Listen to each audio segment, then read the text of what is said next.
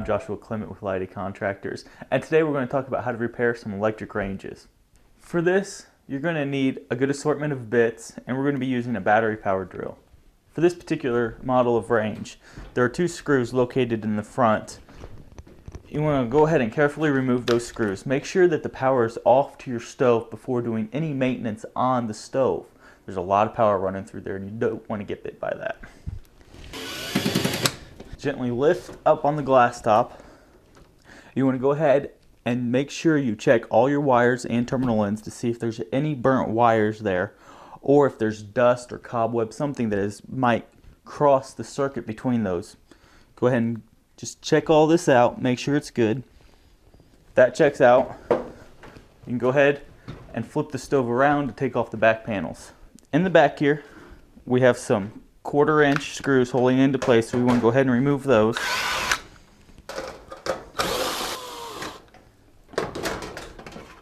Move the back. We're going to go ahead and drop the bottom panel too.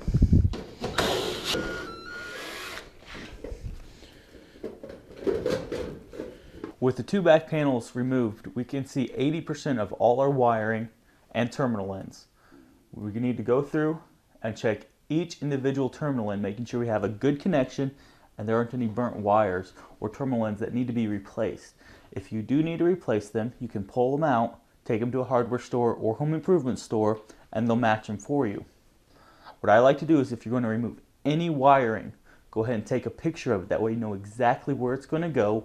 You can go get your new part and come back, put it right into place without having to worry about mixing something up, putting it in wrong. So you want to check all your wiring, make sure everything is nice and clean. Make sure there isn't a bunch of dust joining two circuits together.